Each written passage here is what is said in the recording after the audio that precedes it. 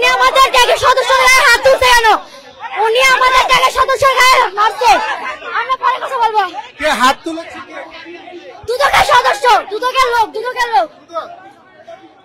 ঝামেলা হয়েছে ওখানে। উনি মারতে মারতে এখানে নিয়ে গেছে।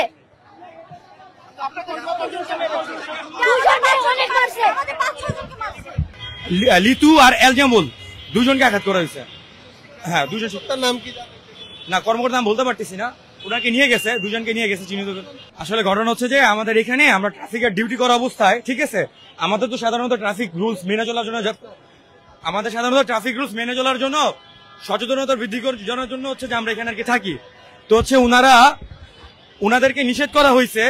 হ্যাঁ, ট্রাফিক রুলস মানতে বলা হয়েছে, উনারা মানে নাই, উল্টা হচ্ছে যে উনাদের প্রভাব খাটায় হচ্ছে যে আমাদের দুজন ছেলেকে, স্টুডেন্টকে ওরা হচ্ছে ভিতরে নিয়ে যায় আঘাত করছে, মারছে, প্রচুর মারছে। একজনের হাত ইনজুর্ড হয়েছে, পা ইনজুর্ড হয়েছে, প্রচুর টর্চারিং করা হয়েছে।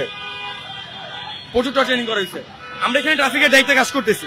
ওনারা এখান থেকে ওনাদের বলা হয়েছিল যে ট্রাফিক রুলস মেনে চলেন, ওনারা মানে নাই, উল্টা কি করছে আমাদের উপরে হচ্ছে যে ঢালাও আক্রমণ শুরু করছে। পরে হচ্ছে যে আমাদের দুইজন স্টুডেন্টকে দুর্যোগ ব্যবস্থাপনা ওই মন্ত্রণালয়ের ভিতরে নিয়ে যেয়ে বেয়াত করছে, প্রচুর মারছে। শিক্ষার্থীদের অবস্থা এখন মোটামুটি ভালো, বাট এত একটা ভালো না। হাত ইনজুর্ড, হাত ভেঙে গেছে, মাথায় আঘাত পাইছে। আমরা এটা দিতে চাচ্ছি আমাদের গায়ে কিভাবে তারা হাত তুলে।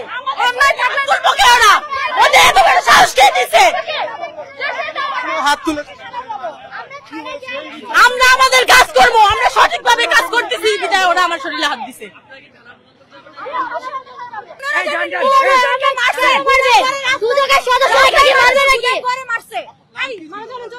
নাম বলতে পারি না, কিন্তু মারছে সেটা জানি ৬-৭ জন মিলে মারছে।